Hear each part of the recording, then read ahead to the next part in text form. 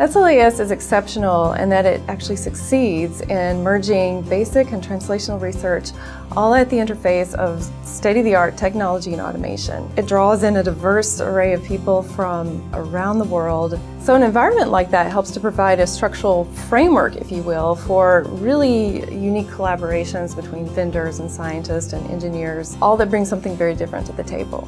Well, the conference is wonderful. Is actually a starting point for conversations that can continue throughout the year. So for example, I really like getting involved in some of the special interest groups, such as women professionals in science and technology. Somebody introduces a book or an article at one of these interest group meetings at the conference, and we go back and we read that throughout the year, and then we can kind of chime in with our own ideas and insights about it through other avenues such as LinkedIn groups and email streams and blogs and so forth. The biggest benefit of SLAS is probably in the networking, forging professional relationships with people. I've gotten to meet leaders in the field who, whenever we all go back home and I'm back in San Diego, have actually literally opened their doors to me and asked me into their labs and offered perspectives on what they know of in the field. And that's something that's been very invaluable to me.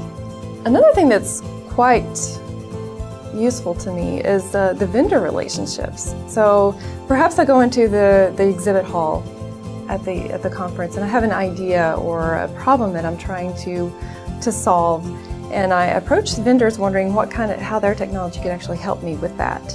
And most of the time, rather than it becoming some kind of a sales pitch, I find myself kind of segueing into a brainstorming session with these people, and I usually walk away with something new.